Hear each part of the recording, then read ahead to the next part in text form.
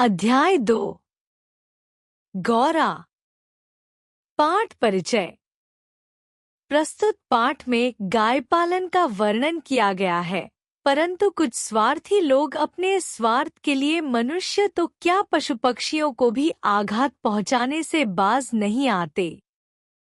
इस संस्मरण में इसी मार्मिक कथा का वर्णन किया गया है। व्याख्या। प्रस्तुत पाठ में महादेवी वर्मा ने गाय पालन की सुंदरता और उसमें निहित करुणा को दर्शाया है। इसमें बताया गया है कि कुछ स्वार्थी लोग केवल अपने लाभ के लिए निर्दोष पशु पक्षियों को भी नुकसान पहुंचाने से पीछे नहीं हटते। यह पाठ इस संवेदनशील विषय को उठाकर पाठकों को पशु प्रेम और करुणा की भावना से परिचित कराता है। कठिन शब्दार्थ। गाय पालन, गायों की देखभाल और पालन पोषण करना। स्वार्थी जो केवल अपने लाभ के बारे में सोचता हो। आघात, चोट या हानि पहुंचाना। संस्मरण, किसी घटना या अनुभव का वर्णन। मार्मिक, हृदय को छू लेने वाला, भावनाओं को झकझोरने वाला। गौरा मेरी बहन के घर पली हुई गाय की वयःसंधि तक पहुंची हुई बछिया थी। उसे इतने स्नेह और दुलार से पाला गया था कि वह अन्य गोवत्साओं से कुछ विशिष्ट हो गई थी। व्याख्या। इस पंक्ति में लेखिका महादेवी वर्मा ने गौरा नाम की गाय का परिचय दिया है। यह गाय उनकी बहन के घर पली बढ़ी और अब किशोरावस्था, वयःसंधि तक पहुंच गई थी। लेखिका बताती है कि गौरा को इतना अधिक प्रेम और दुलार मिला कि वह अन्य गायों से अलग और विशेष बन गई। यह दर्शाता है कि जब किसी प्राणी को विशेष देखभाल और प्रेम मिलता है तो उसका विकास भी अलग और बेहतर होता है। कठिन शब्दार्थ। वयःसंधि, किशोरावस्था, युवावस्था में प्रवेश करने की अवस्था। बछिया, गाय की छोटी संतान, मादा बछड़ा। स्नेह, प्रेम और अपनापन। दुलार, अत्यधिक प्यार और दया दिखाना। गोवत्सा, बछड़े और बछिया को संदर्भित करने वाला शब्द। विशिष्ट, विशेष, अनोखा या अलग। बहन ने एक दिन कहा, तुम इतने पशु पक्षी पाला करती हो, एक गाय क्यों नहीं पाल लेती जिसका कुछ उपयोग हो। वास्तव में मेरी छोटी बहन श्यामा अपनी लौकिक बुद्धि में मुझसे बहुत बड़ी है और बचपन से उसकी कर्मनिष्ठा तथा व्यवहार कुशलता की बहुत प्रशंसा होती रही है, विशेषतः मेरी तुलना में। व्याख्या। इस पंक्ति में लेखिका की बहन श्यामा उन्हें गाय पालने की सलाह देती है। वह कहती है कि लेखिका कई पशु पक्षियों की देखभाल करती हैं, तो एक गाय पालने से उनका कोई विशेष लाभ भी हो सकता है। लेखिका यहाँ अपनी बहन श्यामा की प्रशंसा करती हैं और बताती हैं कि श्यामा उनमें से अधिक व्यावहारिक, लौकिक बुद्धि वाली है। लेखिका के अनुसार श्यामा शुरू से ही मेहनती और व्यवहार कुशल रही है, इसलिए उसकी प्रशंसा होती रही है, खासकर जब तुलना लेखिका से की जाती है। यह पंक्ति यह भी दर्शाती है कि लेखिका अधिक संवेदनशील और भावनात्मक है, जबकि उनकी बहन अधिक व्यावहारिक और समझदार है। कठिन शब्दार्थ। लौकिक बुद्धि, व्यावहारिक समझ जो रोजमर्रा के जीवन में काम आती है। कर्मनिष्ठा, मेहनत और लगन से अपने काम को पूरा करने की आदत। व्यवहार कुशलता, लोगों के साथ अच्छे संबंध बनाए रखने और सही तरीके से बात करने की योग्यता। विशेषतः, खास तौर पर, विशेष रूप से यदि वह आत्मविश्वास के साथ कुछ कहती है तो उनका विचार संक्रामक रोग के समान सुनने वाले को तत्काल प्रभावित करता है। आश्चर्य नहीं, उस दिन उनके उपयोगितावाद संबंधी भाषण ने मुझे इतना अधिक प्रभावित किया कि तत्काल उस सुझाव का कार्यान्वयन आवश्यक हो गया। व्याख्या। इस पंक्ति में लेखिका अपनी बहन श्यामा की प्रभावशाली व्यक्तित्व और वाणी की शक्ति का वर्णन कर रही हैं। वे कहती हैं कि जब श्यामा आत्मविश्वास के साथ कोई बात कहती है तो उसका प्रभाव ऐसा होता है जैसे कोई संक्रामक रोग तेजी से फैलता है। यानी उसकी बातों का असर बहुत गहरा और तुरंत होने वाला होता है। लेखिका यह भी स्वीकार करती हैं कि जब श्यामा ने उन्हें गाय पालने के लाभ समझाए, उपयोगितावाद का दृष्टिकोण, तो वे इतनी प्रभावित हुईं कि तुरंत ही उन्होंने इस सुझाव को अपनाने का निर्णय ले लिया। इससे यह स्पष्ट होता है कि श्यामा न केवल व्यावहारिक है, बल्कि अपनी बातों से दूसरों को भी जल्दी प्रभावित करने की क्षमता रखती है। कठिन शब्दार्थ। आत्मविश्वास, खुद पर भरोसा, अपनी बात को दृढ़ता से कहने की क्षमता। संक्रामक रोग, ऐसा रोग जो बहुत जल्दी फैलता है। यहाँ इसका अर्थ विचारों के तीव्र प्रभाव से है। उपयोगितावाद, किसी भी चीज के लाभ और व्यावहारिक उपयोग को प्राथमिकता देने की विचारधारा। कार्यान्वयन, किसी सुझाव या योजना को अमल में लाना, लागू करना। वैसे खाद्य की किसी भी समस्या के समाधान के लिए पशु पक्षी पालन मुझे कभी नहीं रुचा। बकरी, कुक्कुट आदि पालने के मूल उद्देश्य का ध्यान आते ही मेरा मन विद्रोह करने लगता है। व्याख्या। इस पंक्ति में लेखिका महादेवी वर्मा अपने विचार व्यक्त कर रही हैं कि वे भोजन, खाद्य की आवश्यकताओं को पूरा करने के लिए पशु पक्षी पालने के पक्ष में नहीं हैं। आम तौर पर लोग बकरी, मुर्गी, कुक्कुट आदि को पालते हैं ताकि उनसे दूध, अंडे या मांस प्राप्त किया जा सके, लेकिन लेखिका को यह व्यावहारिक दृष्टिकोण कभी भी पसंद नहीं आया। वे कहती हैं कि जैसे ही वे इस मूल उद्देश्य, पशुओं को पालकर उनका उपयोग करने के बारे में सोचती हैं, उनका मन इसे स्वीकार करने से इनकार कर देता है। यहाँ पर उनका संवेदनशील स्वभाव प्रकट होता है, जिससे यह स्पष्ट होता है कि वे पशु पक्षियों को सिर्फ उपयोग की वस्तु के रूप में देखने के बजाय उनके प्रति स्नेह और करुणा रखती हैं। कठिन शब्दार्थ। खाद्य, भोजन से संबंधित। समाधान, किसी समस्या का हल। कुक्कुट, मुर्गी, मुर्गा आदि पक्षी। मूल उद्देश्य, किसी कार्य का मुख्य कारण या मकसद। विद्रोह करना, विरोध करना, अस्वीकार करना। पर उस दिन मैंने ध्यानपूर्वक गौरा को देखा। पुष्ट, लचीले पैर, भरे पुट्ठे, चिकनी भरी हुई पीठ, लंबी सुडौल गर्दन, निकलते हुए छोटे छोटे सींग, भीतर की लालिमा की झलक देते हुए कमल की दो अधखुली पंखुड़ियों जैसे कान, लंबी और अंतिम छोर पर काले सघन चामर का स्मरण दिलाने वाली पूंछ, सब कुछ सांचे में ढला हुआ सा था। गाय को मानो इटालियन मार्बल में तराश दिया गया हो। व्याख्या। इस पंक्ति में लेखिका महादेवी वर्मा गौरा, गाय का सौंदर्यपूर्ण वर्णन कर रही हैं। उन्होंने गौरा के शरीर की बनावट को बहुत ही कलात्मक और भावनात्मक रूप से प्रस्तुत किया है। लेखिका बताती हैं कि गौरा के पैर मजबूत और लचीले थे, उसके पुट्ठे भरे हुए थे और उसकी पीठ चिकनी तथा मांसल थी।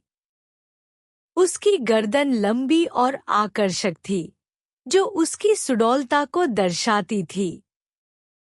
गौरा के छोटे छोटे सींग निकलते हुए प्रतीत हो रहे थे और उसके कान अधखुले कमल की पंखुड़ियों जैसे लगते थे, जो उसकी कोमलता और सौंदर्य को दर्शाते हैं।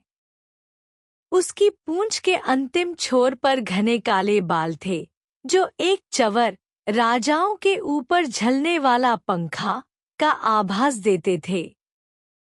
लेखिका उसकी सुंदरता की तुलना एक ऐसी प्रतिमा से करती है जिसे इटालियन संगमरमर मार्बल से बहुत ही निपुणता और कलात्मकता से तराशा गया हो।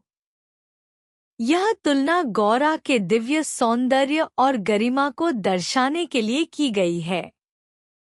इस वर्णन से यह स्पष्ट होता है कि गौरा सिर्फ एक साधारण गाय नहीं थी, बल्कि एक अत्यंत सुंदर और आकर्षक जीव थी, जिससे लेखिका को बहुत स्नेह और अपनापन था। कठिन शब्दार्थ।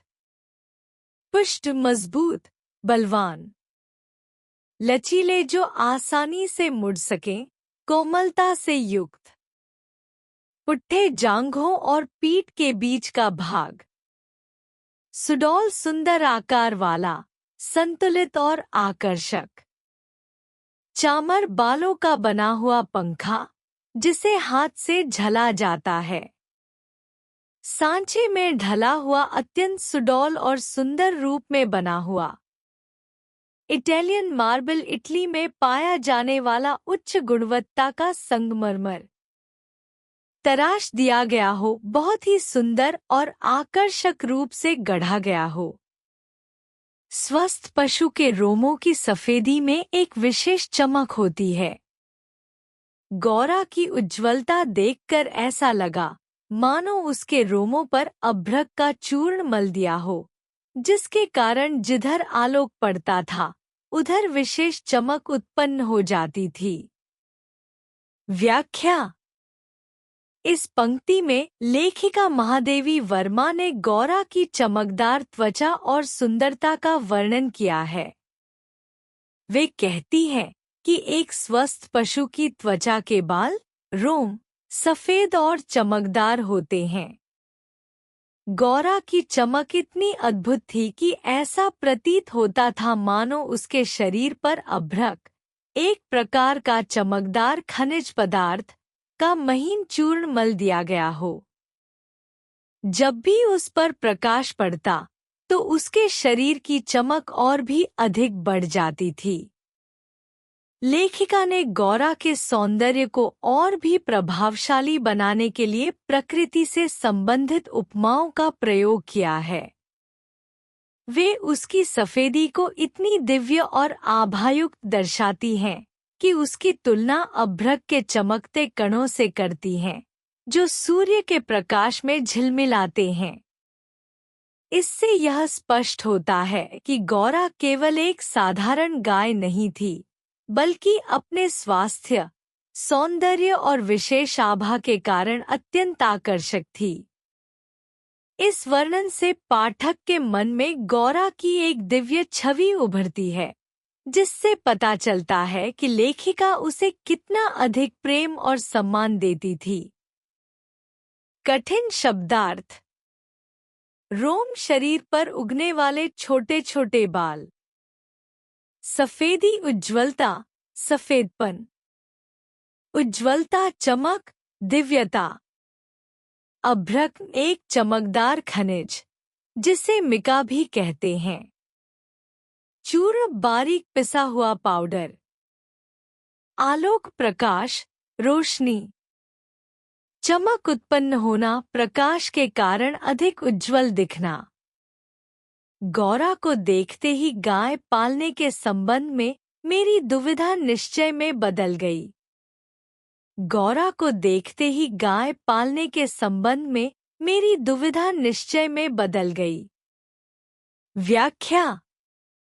इस पंक्ति में लेखिका महादेवी वर्मा अपनी दुविधा, संशय और उसके समाधान की बात करती हैं।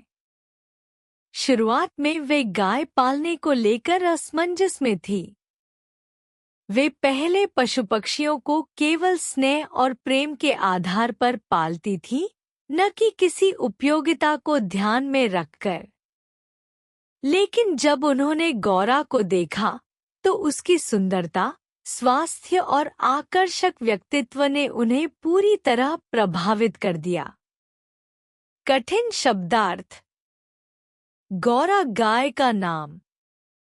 दुविधा, असमंजस, संशय, संकोच। निश्चय, दृढ़ निर्णय, पक्का इरादा। संबंध, जुड़ाव, विषय। पालना, देखभाल करना, अपने साथ रखना। गाय जब मेरे बंगले पर पहुंची तब मेरे परिचितों और परिचारकों में श्रद्धा का ज्वार सा उमड़ आया। उसे लाल सफेद गुलाबों की माला पहनाई गई, केसरोली का बड़ा सा टीका लगाया गया, घी का चौमुख दिया जलाकर आरती उतारी गई और उसे दही पेड़ा खिलाया गया। व्याख्या। इस पंक्ति में लेखिका ने भारतीय समाज में गाय के प्रति लोगों की श्रद्धा और आस्था को दर्शाया है। जैसे ही गौरा लेखिका के घर पहुंची, वहां के सभी लोग उसे अत्यंत श्रद्धा और प्रेम से देखने लगे। यह भाव दर्शाता है कि भारतीय संस्कृति में गाय को कितना पवित्र और पूजनीय माना जाता है। इस अंश के माध्यम से यह भी स्पष्ट होता है कि लेखिका और उनके परिवार के लोग गाय को केवल एक पशु के रूप में नहीं, बल्कि अपने परिवार के सदस्य और एक पवित्र जीव के रूप में स्वीकार कर रहे थे। यह भारतीय समाज में व्याप्त गौपूजा की परंपरा को भी दर्शाता है। कठिन शब्दार्थ। श्रद्धा, भक्ति, आदर, सम्मान। ज्वार, अचानक उठने वाली लहर, भावनाओं का उफान। दही पेड़ा, मिठाई जो शुभ अवसरों पर दी जाती है। उसका नामकरण हुआ गौरांगिनी या गौरा। पता नहीं इस पूजा अर्चना का उस पर क्या प्रभाव पड़ा, परंतु वह बहुत प्रसन्न जान पड़ी। उसकी बड़ी चमकीली और काली आंखों में जब आरती के दिए की लौ प्रतिफलित होकर झिलमिलाने लगी, तब कई दियों का भ्रम होने लगा। जान पड़ा जैसे रात में काली दिखने वाली लहर पर किसी ने कई दिए प्रवाहित कर दिए हों। व्याख्या।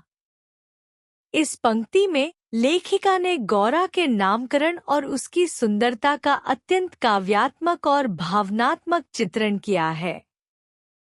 गौरा का नामकरण गौरांगिनी रखा गया, जिसका अर्थ है गोरे रंग वाली या पवित्र देवी स्वरूप।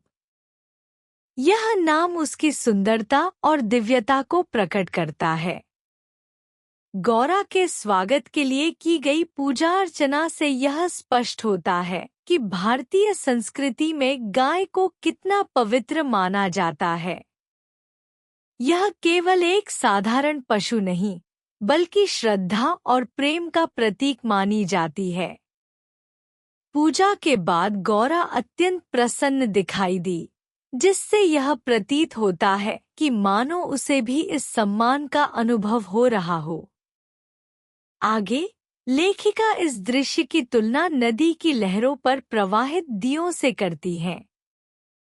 यह दृश्य दिवाली के दौरान नदी में प्रवाहित दीपों की छवि को उकेरता है, जिससे गौरा की आंखों का सौंदर्य और अधिक निखर कर आता है। यह दर्शाता है कि गौरा केवल एक गाय नहीं, बल्कि सौंदर्य, पवित्रता और प्रेम का प्रतीक थी। कठिन शब्दार्थ। गौरांगिनी, गोरे शरीर वाली गाय का एक सुंदर नाम। भ्रम, वहम, एक चीज को दूसरी समझने की अवस्था। लहर, पानी की ऊंची उठी हुई तरंग। गौरा वास्तव में बहुत प्रियदर्शनी थी।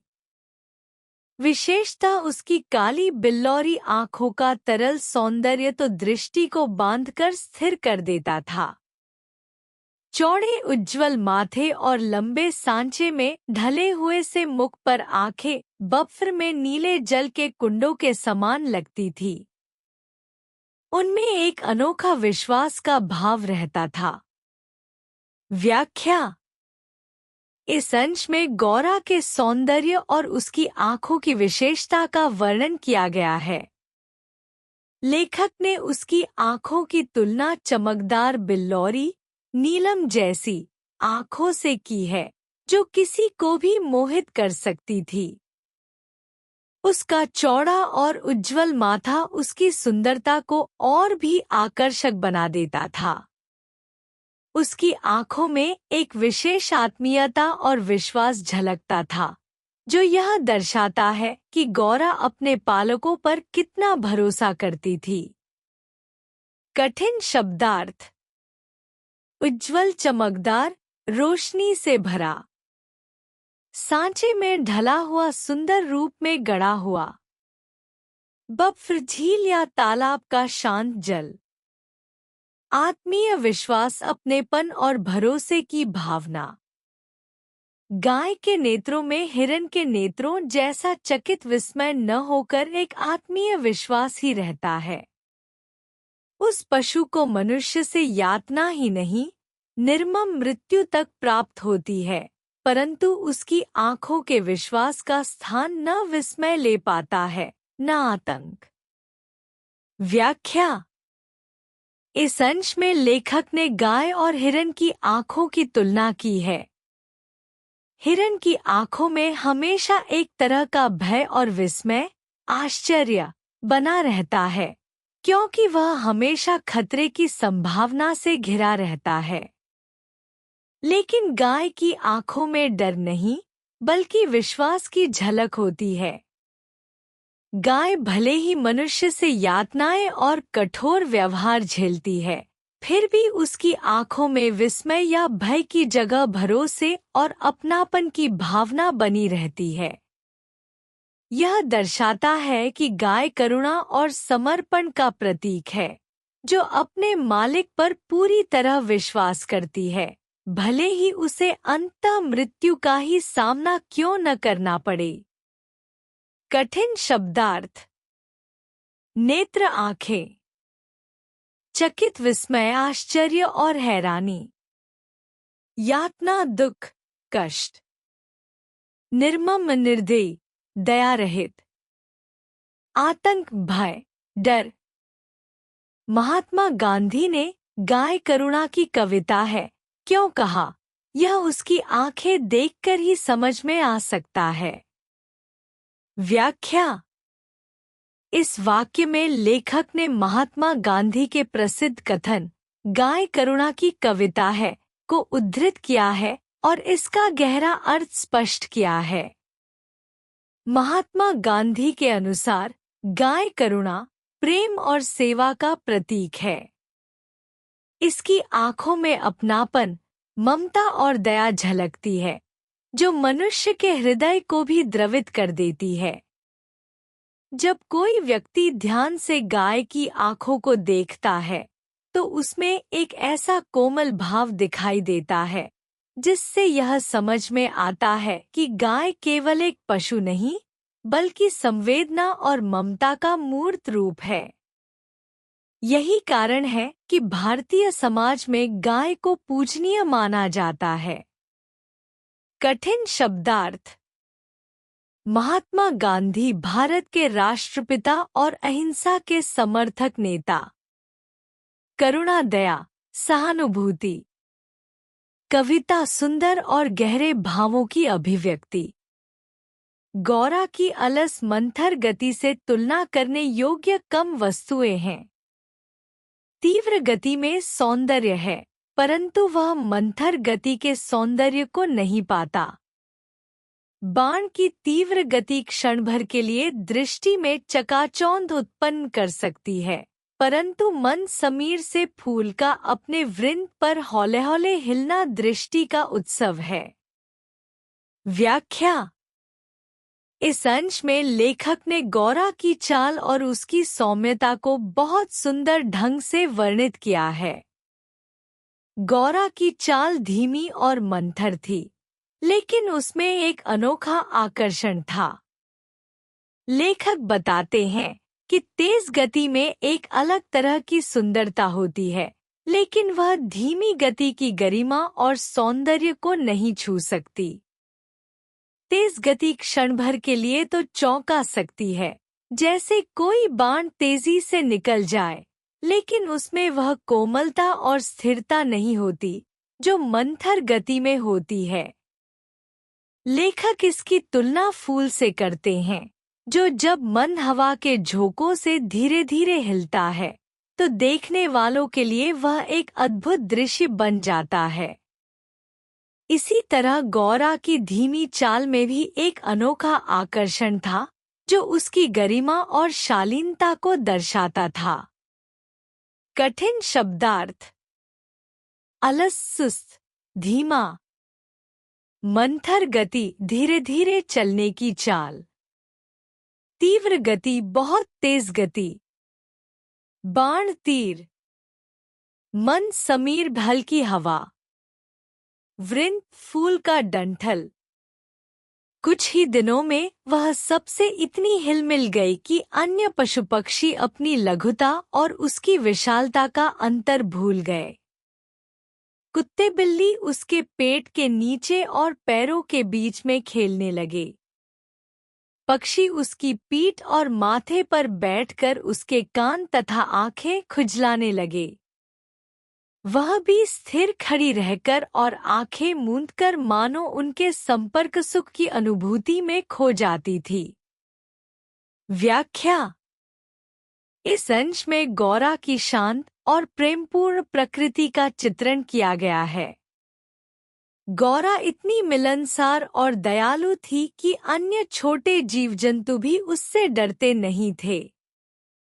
आम तौर पर छोटे जीव बड़े पशुओं से दूर रहते हैं, लेकिन गौरा के स्नेह और सौम्य स्वभाव के कारण कुत्ते और बिल्लियां बेझिझक उसके पैरों के पास खेलते थे। पक्षी भी उसकी पीठ और माथे पर आकर बैठते और उसे स्नेहपूर्वक खुजलाते थे, जिससे गौरा आनंदित होती थी। वह अपनी आंखें मूंदकर इस कोमल स्पर्श का आनंद लेती थी, मानो वह इस प्रेम और अपंथ में पूरी तरह डूबी हो।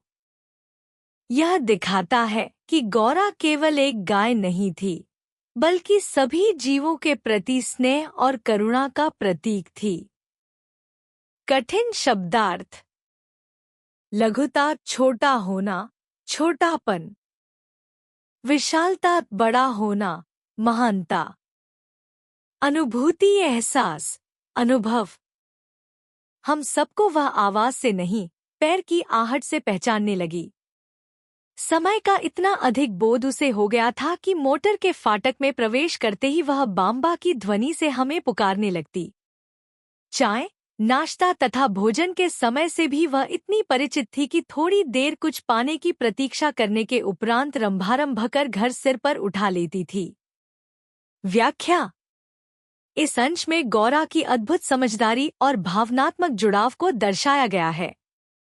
वह केवल अपने मालिकों की आवाज ही नहीं, बल्कि उनके कदमों की आहट से भी पहचानने लगी थी। यह दर्शाता है कि गौरा अपने आसपास के लोगों से कितनी घनिष्ठता से जुड़ी हुई थी।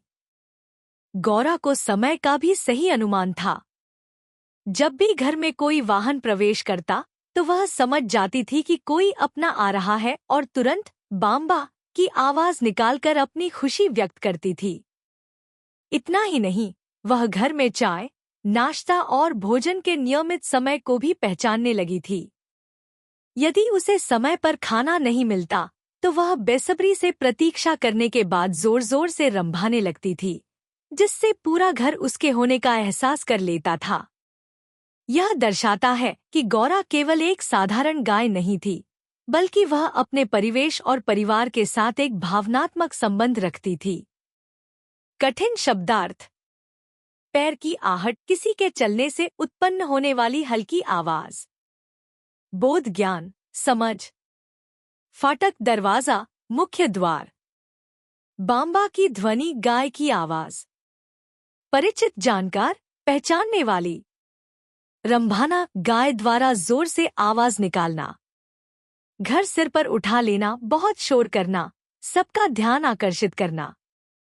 उसका साहचर्यजनित लगाव मानवीय स्नेह के समान ही निकटता चाहता था। निकट जाने पर वह सहलाने के लिए गर्दन बढ़ा देती, हाथ फेरने पर अपना मुख आश्वस्त भाव से कंधे पर रखकर आंखें मूंद लेती। जब उससे दूर जाने लगते तब गर्दन घुमा घुमकर देखती रहती।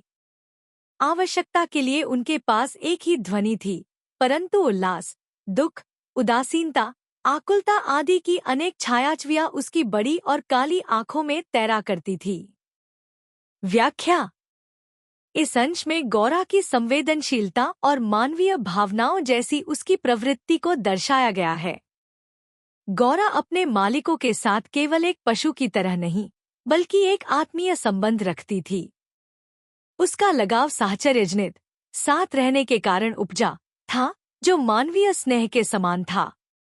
जब कोई उसे सहलाता तो वह प्रेम और विश्वास से अपनी गर्दन आगे बढ़ा देती थी।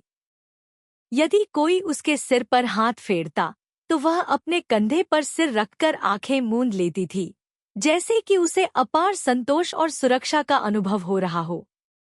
यह गौरा की कोमल भावनाओं और उसके प्रेम की गहराई को दर्शाता है। गौरा का प्रेम इतना गहरा था कि जब उसके प्रियजन दूर जाने लगते तो वह बार बार गर्दन घुमा घुमा कर देखती रहती थी, मानो उन्हें रोकना चाहती हो या उनकी उपस्थिति को महसूस करना चाहती हो। गौरा की आंखों में सिर्फ एक ही ध्वनि होती थी, लेकिन उसके भाव अलग अलग होते थे।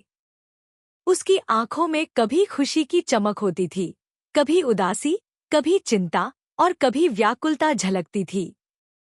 यह उसकी भावनात्मक गहराई और मानवीय संवेदनाओं के समान उसके प्रेम को दर्शाता है। कठिन शब्दार्थ। साहचर्यजनित, साथ रहने से उत्पन्न हुआ। मानवीय स्नेह, इंसानों की तरह प्रेम भाव। आश्वस्त भाव, निश्चिंत होकर, भरोसे के साथ। उल्लास, खुशी, आनंद। उदासीनता, निरुत्साह, मन की शांति। आकुलता, व्याकुलता, बेचैनी। छायाछवियां, अलग अलग भाव। 1 वर्ष के उपरांत गौरा एक तुष्ट सुंदर वत्स की माता बनी। वत्स अपने लाल रंग के कारण गेरू का पुतला जैसा जान पड़ता था। उसके माथे पर पान के आकार का श्वेत तिलक और चारों पैरों में खुरों के ऊपर सफेद वलय ऐसे लगते थे, मानो गेरू की बनी वत्समूर्ति को चांदी के आभूषणों से अलंकृत कर दिया गया हो। बछड़े का नाम रखा गया लालमणि। माता पुत्र दोनों निकट रहने पर हिमराशि और जलते अंगारे का स्मरण कराते थे। व्याख्या। इस अंश में गौरा के मातृत्व और उसके सुंदर बछड़े लालमणि का मार्मिक वर्णन किया गया है। 1 वर्ष बाद गौरा ने एक स्वस्थ और सुंदर बछड़े को जन्म दिया, जिससे उसकी प्रसन्नता और पूर्णता का अनुभव हुआ। यह मातृत्व का सुखद क्षण था, जिसने उसके जीवन में एक नई ऊर्जा और उल्लास भर दिया। बछड़ा लाल रंग का था, जिससे उसका रूप गेरू, लाल मिट्टी से बने पुतले जैसा प्रतीत होता था। उसके माथे पर पान के आकार का सफेद निशान था, जो उसे और भी आकर्षक बनाता था। खुरों के ऊपर सफेद वलय थे, जो ऐसे प्रतीत होते थे मानो किसी ने उसे चांदी के आभूषणों से सजा दिया हो। इस अंश में एक सुंदर उपमा दी गई है। गौरा और लालमणि को देखकर ऐसा प्रतीत होता था मानो एक साथ हिमराशि, सफेद बर्फ की चमक और जलते अंगारे, लाल रंग रखे हों। यह तुलना उनके रंगों के विरोधाभास को दिखाती है। गौरा का दूध सा सफेद रंग और लालमणि का चमकता हुआ लाल शरीर। यह अंश केवल गौरा के मातृत्व की खुशी ही नहीं दिखाता, बल्कि यह भी बताता है कि माँ और पुत्र के बीच कितना गहरा और सुंदर संबंध था। कठिन शब्दार्थ। वत्स, बछड़ा। तुष्ट, संतुष्ट, खुश। गेरू, लाल मिट्टी। पुतला, मूर्ति। वलय, गोलाकार आकृति, घेरा। अलंकृत, सजाया हुआ। हिमराशि, बर्फ का ढेर। स्मरण कराना, याद दिलाना। अब हमारे घर में मानो दुग्ध महोत्सव आरंभ हुआ। गौरा प्रातः और सायं 12 सेर के लगभग दूध देती थी।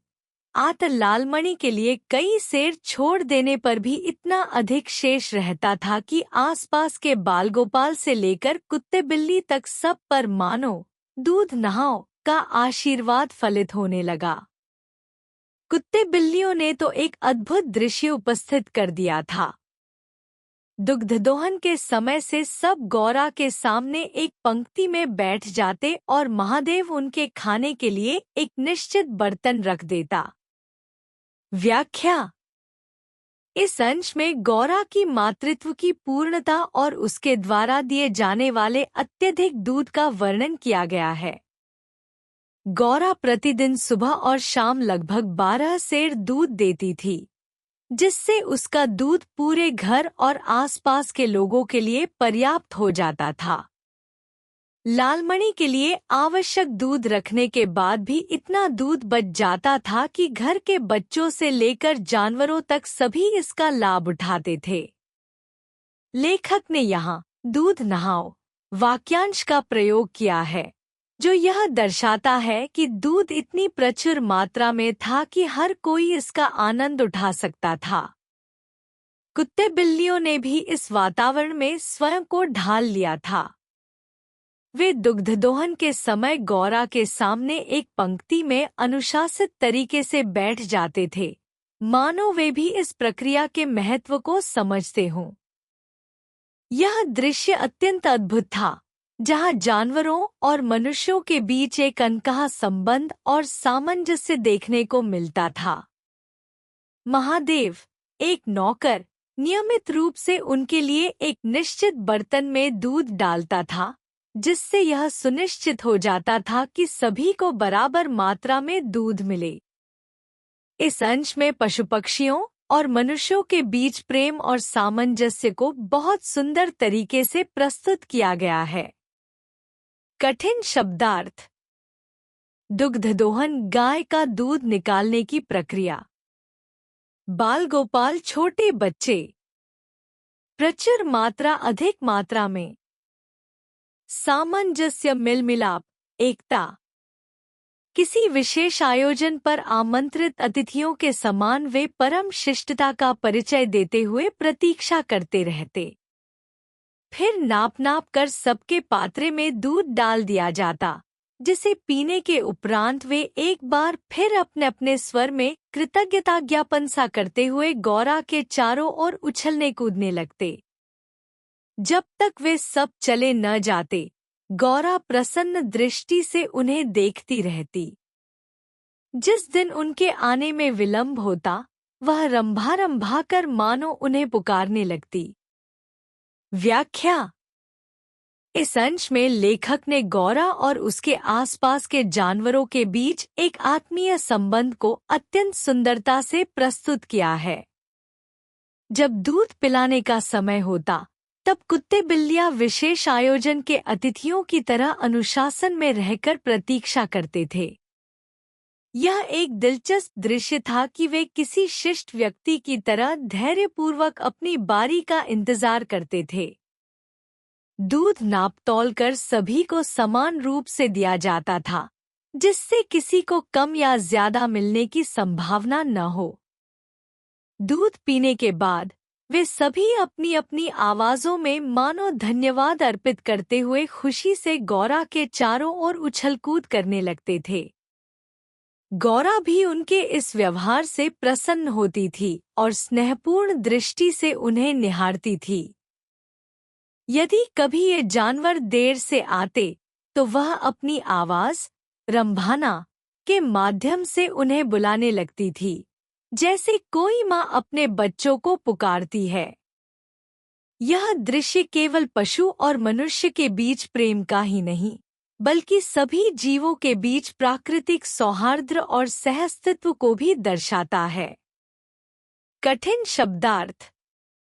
परम शिष्टता, अत्यधिक सभ्यता और अनुशासन। कृतज्ञता ज्ञापन, धन्यवाद प्रकट करना। रंभाना, गाय का आवाज निकालना। स्नेहपूर्ण दृष्टि, प्रेम भरी नजर। पर अब दुग्ध दोहन की समस्या कोई स्थायी समाधान चाहती थी। नौकरों में शहरी नौकर तो दोहना जानते ही नहीं थे और जो गांव से आए थे वे अभ्यास न होने के कारण यह कार्य इतना भूल चुके थे कि घंटों लगा देते थे। गौरा के आने से पूर्व जो ग्वाला हमारे यहाँ दूध देता था, जब उसने इस कार्य के लिए अपनी नियुक्ति के विषय में आग्रह किया, तब हमने अपनी समस्या का समाधान पा लिया। व्याख्या।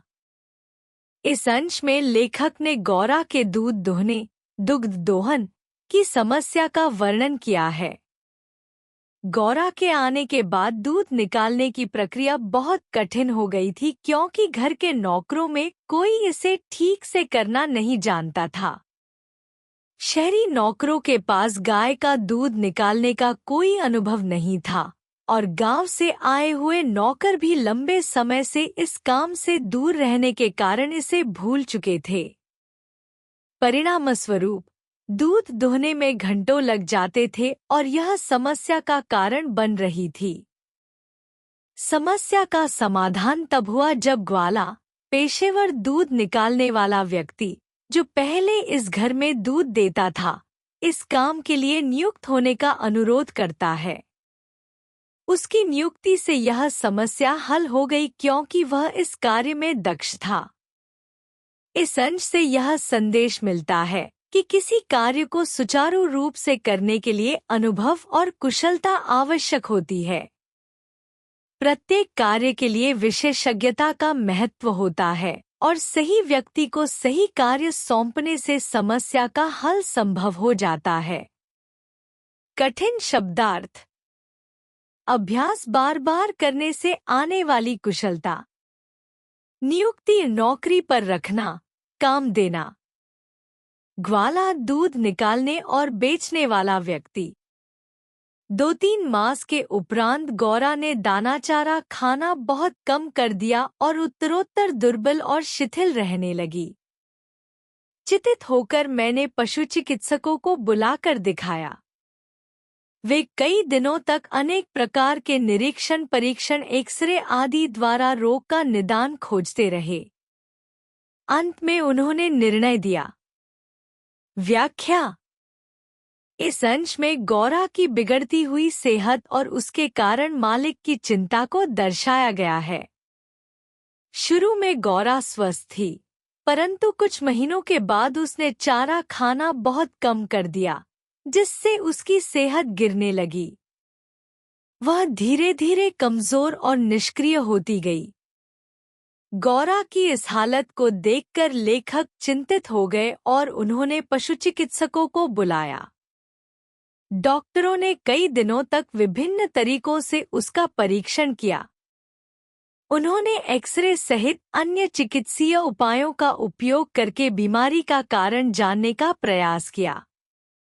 इस अंश से यह पता चलता है कि पशु भी हमारी तरह बीमार पड़ सकते हैं और उनके उपचार के लिए भी आधुनिक चिकित्सा पद्धति का सहारा लिया जाता है। लेखक का गौरा के प्रति प्रेम और उसकी चिंता इस बात को दर्शाती है कि पशुओं के प्रति भी करुणा और दयाभाव रखना चाहिए। कठिन शब्दार्थ। उत्तरोत्तर धीरे धीरे, क्रमशः। दुर्बल, कमजोर। शिथिल, सुस्त, थका हुआ। चिंतित, चिंतित, परेशान। निदान, रोग का पता लगाना, इलाज की प्रक्रिया। कि गाय को सुई खिला दी गई है जो उसके रक्त संचार के साथ हृदय के पार हो जाएगी, तब रक्त संचार रुकने से उसकी मृत्यु निश्चित है। व्याख्या। इस अंश में गौरा की बीमारी का वास्तविक कारण सामने आता है, जिससे लेखक और पशुचिकित्सक दोनों ही स्तब्ध रह जाते हैं। डॉक्टरों ने यह निष्कर्ष निकाला कि किसी ने जानबूझकर गौरा को सुई खिला दी थी। यह सुई उसके शरीर में रक्त प्रवाह के साथ हृदय तक पहुंचकर उसकी मौत का कारण बन सकती थी। कठिन शब्दार्थ। रक्त संचार, शरीर में खून का प्रवाह।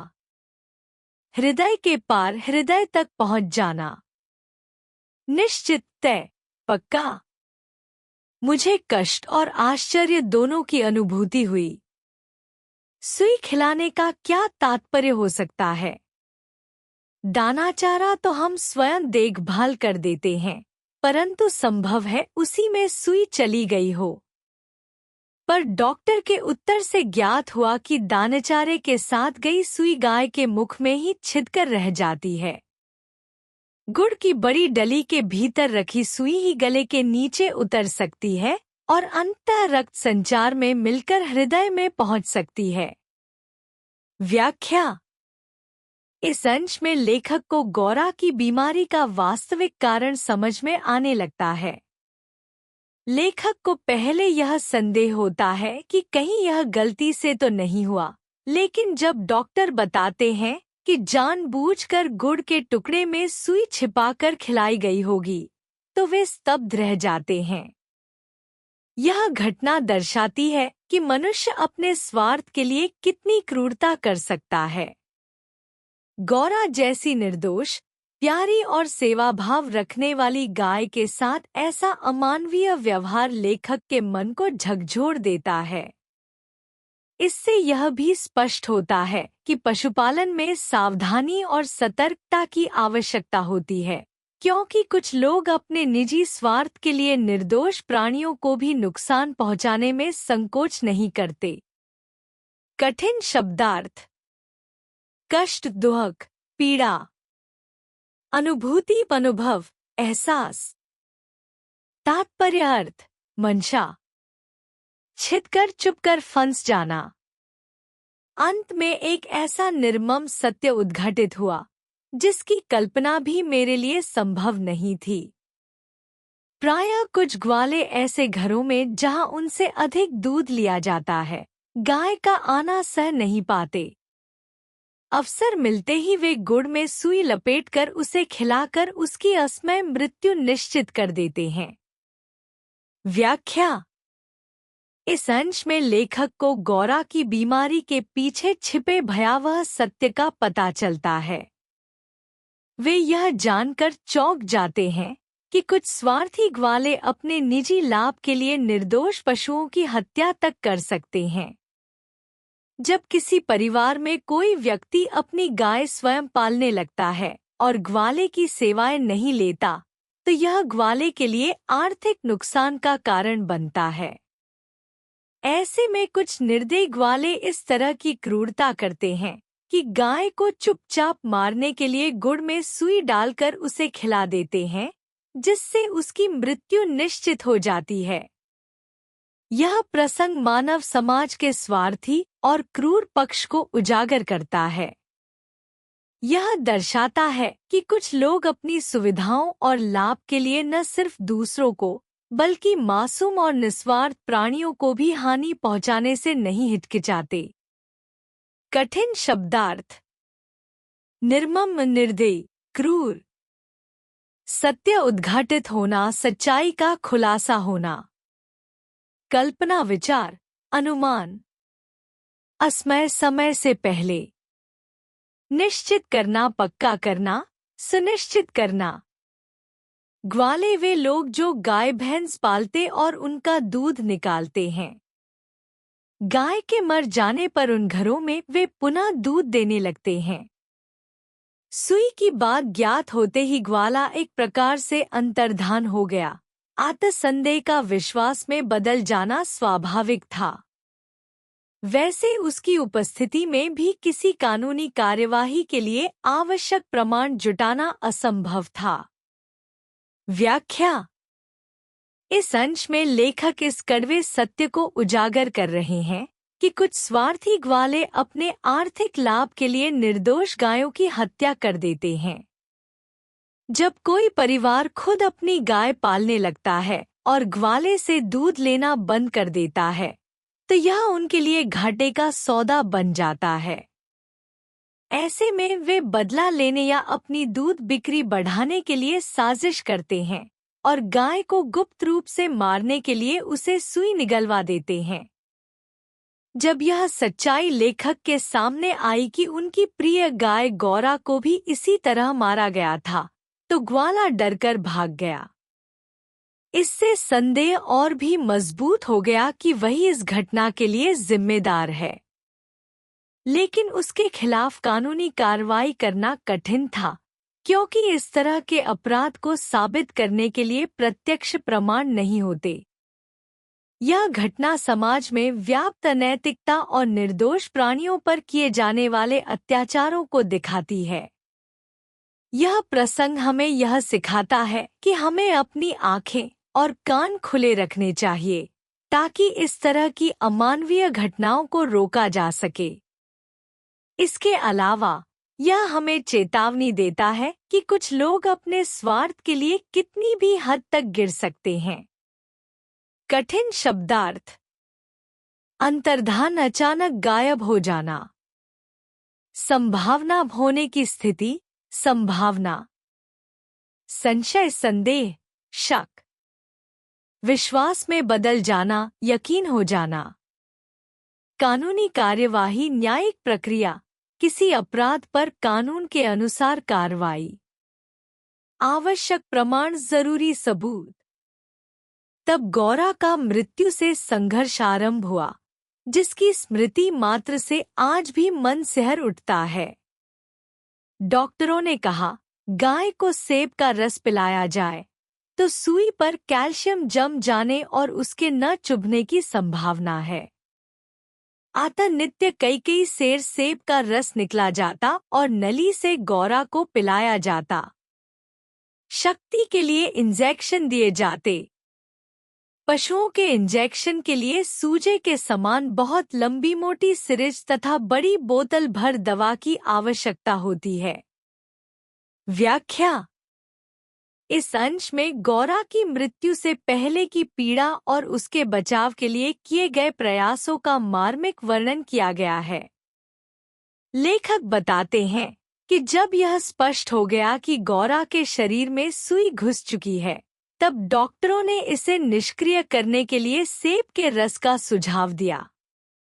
उनका मानना था कि इससे सुई के चारों ओर कैल्शियम जम जाएगा और यह हृदय को भेदने से बच सकती है। लेखक और उनके परिवार ने गौरा को बचाने के लिए हर संभव प्रयास किए। रोज कई सेर सेब का रस निकाला जाता और उसे विशेष नली से गौरा के पेट तक पहुंचाया जाता। उसकी ऊर्जा बनाए रखने के लिए उसे भारी मात्रा में दवाइयां दी गईं। पशु चिकित्सा में उपयोग होने वाले इंजेक्शन बहुत बड़े और मोटे होते हैं, जिससे इलाज का पूरा प्रक्रिया अत्यंत कष्टदायक होती है। यह अंश हमें यह दर्शाता है कि पशु भी दर्द और पीड़ा महसूस करते हैं।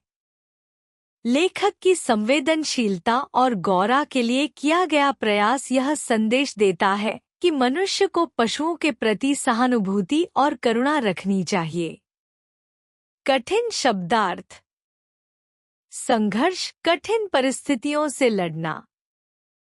स्मृति मात्र से याद आते ही। सिरिंज, इंजेक्शन लगाने का उपकरण।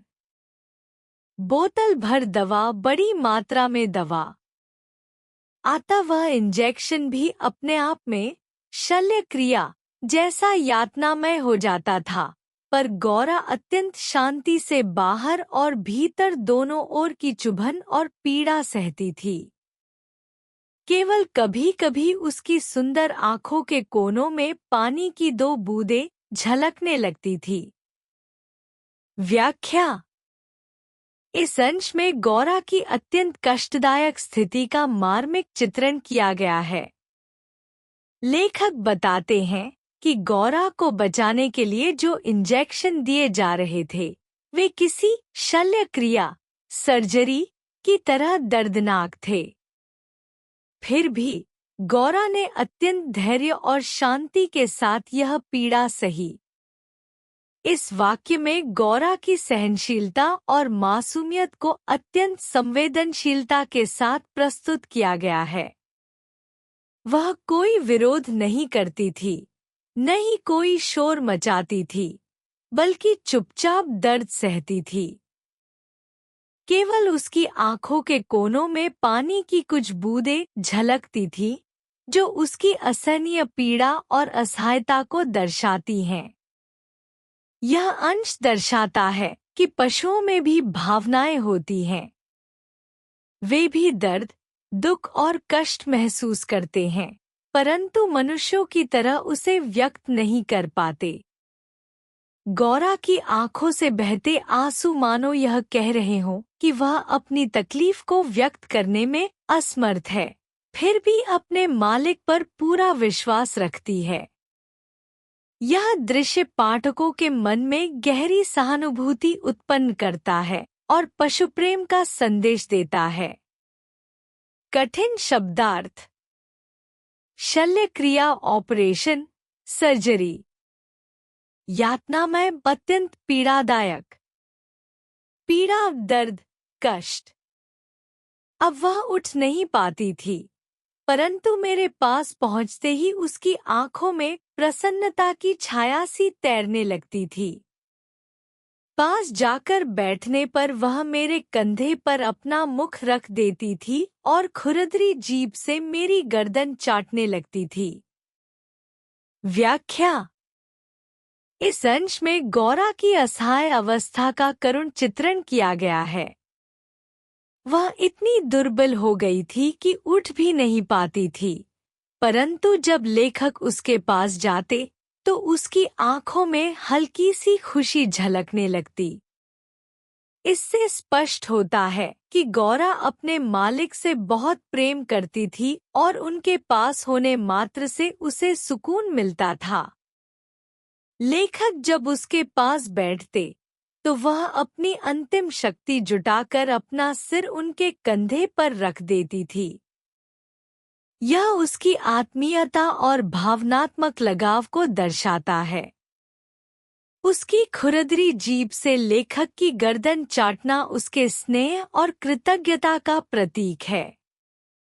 यह संकेत करता है कि गौरा अपने अंतिम क्षणों में भी अपने प्रियजन के प्रति प्रेम जताना नहीं भूलती थी।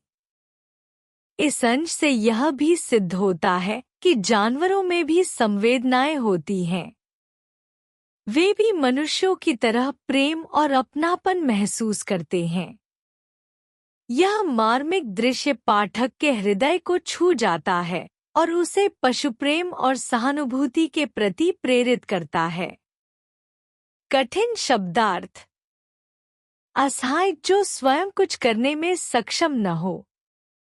आत्मीयता, गहरा अपनापन और प्रेम। कृतज्ञता, आभार प्रकट करने की भावना। लालमणि बेचारे को तो मां की व्याधि और आसन्न मृत्यु का बोध नहीं था। उसे दूसरी गाय का दूध पिलाया जाता था जो उसे रुचता नहीं था।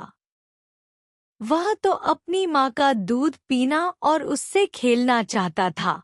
आता अवसर मिलते ही वह गौरा के पास पहुंचकर अपना सिर मार मार कर उसे उठाना चाहता था या खेलने के लिए उसके चारों ओर उछल कूद कर परिक्रमा सी देता रहता था। व्याख्या।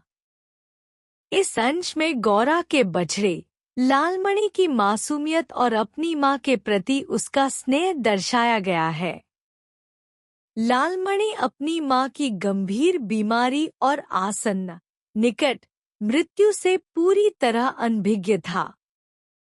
उसे केवल इतना पता था कि उसकी मां कमजोर हो गई है, लेकिन वह यह नहीं समझ पा रहा था कि वह अब उठने योग्य नहीं रही।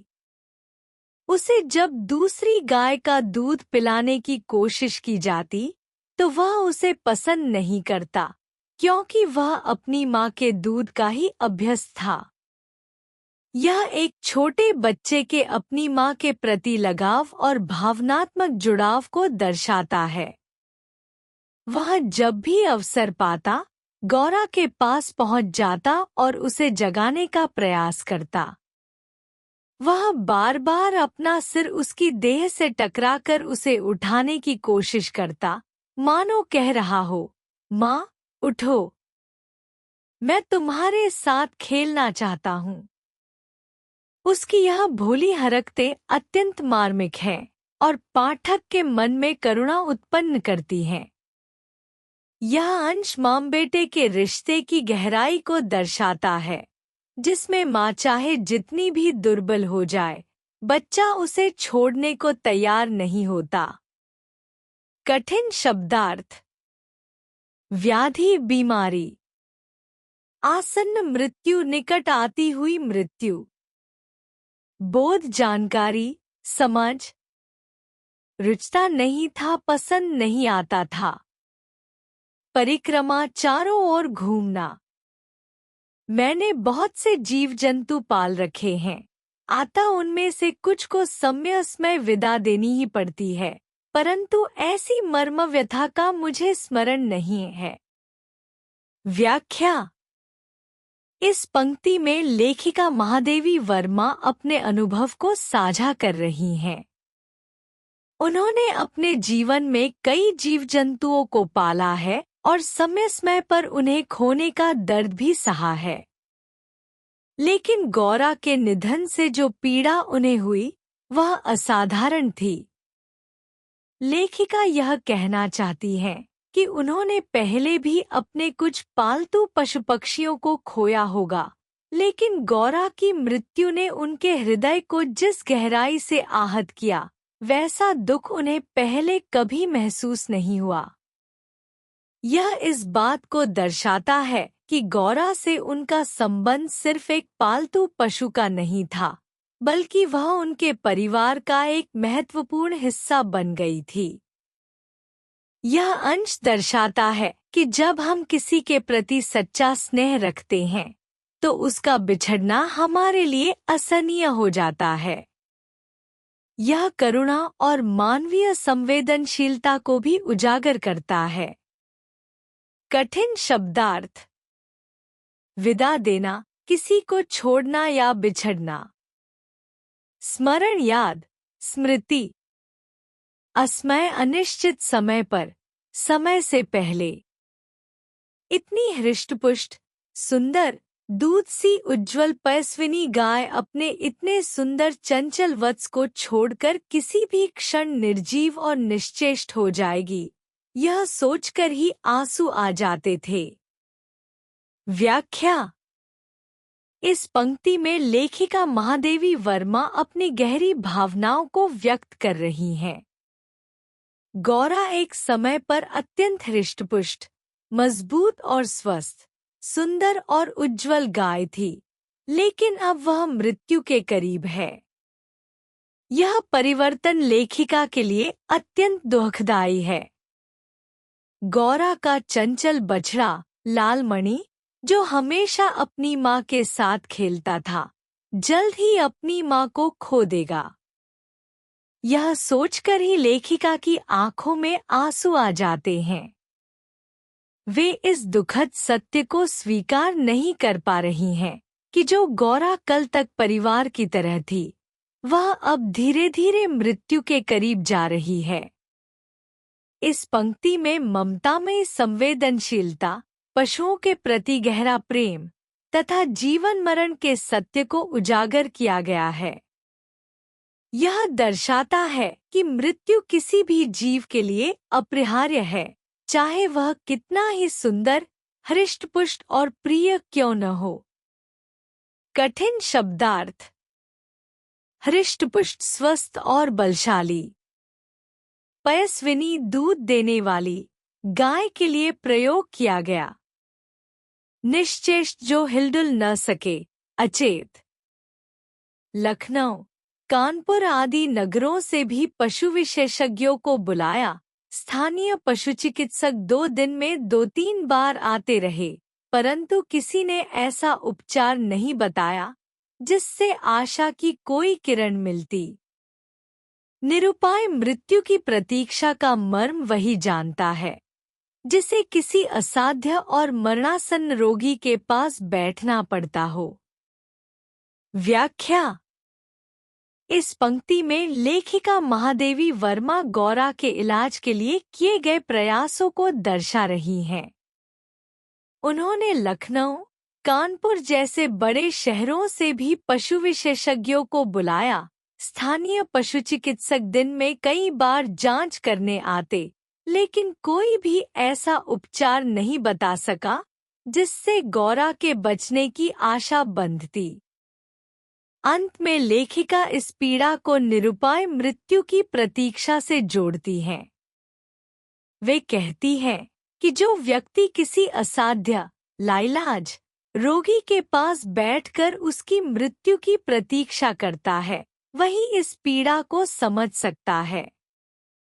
यह संकेत देता है कि गौरा की स्थिति अब मृत्यु के बेहद करीब पहुंच चुकी थी और उसकी बचने की संभावना लगभग समाप्त हो चुकी थी। कठिन शब्दार्थ। उपचार, इलाज, चिकित्सा। आशा की किरण, बचने या ठीक होने की संभावना। मरणासन्न, जो मरने के निकट हो। जब गौरा की सुंदर चमकीली आंखें निष्प्रभ हो चली और सेब का रस भी कंठ में रुकने लगा, तब मैंने अंत का अनुमान लगा लिया। अब मेरी एक ही इच्छा थी कि मैं उसके अंत समय उपस्थित रह सकूं। दिन में ही नहीं, रात में भी कई कई बार उठकर मैं उसे देखने जाती रही। व्याख्या। इस पंक्ति में लेखिका महादेवी वर्मा गौरा की गंभीर अवस्था का मार्मिक चित्रण कर रही हैं। गौरा की चमकीली आंखें अब निष्प्रभ, बेजान हो चुकी थीं, जिससे स्पष्ट था कि उसकी जीवन ऊर्जा समाप्त हो रही थी। सेब का रस भी उसके गले से नीचे नहीं उतर पा रहा था, जिससे यह संकेत मिलता है कि अब उसका शरीर भोजन और उपचार को स्वीकार करने की क्षमता खो चुका था। इस स्थिति में लेखिका गौरा के जीवन के अंत का अनुमान लगा लेती हैं, यानी वे समझ जाती हैं कि अब गौरा अधिक समय तक जीवित नहीं रह सकेगी। इस एहसास के साथ उनकी मनःस्थिति एक माँ के समान हो जाती है, जो अपने प्रियजन के अंतिम समय में उसके पास रहना चाहती है। इसलिए वे दिन में ही नहीं, बल्कि रात में भी कई बार उठकर गौरा को देखने जाती रहीं। यह दर्शाता है कि उनके मन में गौरा के प्रति गहरा स्नेह और अपनापन था। लेखिका को यह स्वीकार करना कठिन हो रहा था कि उनकी प्रिय गौरा अब हमेशा के लिए उन्हें छोड़कर जाने वाली है। कठिन शब्दार्थ। निष्प्रभ, चमकहीन, बेजान, फीकी पड़ चुकी। कंठ में रुकना, गले में अटक जाना, नीचे न उतरना। मनःस्थिति, मानसिक अवस्था, भावनात्मक स्थिति।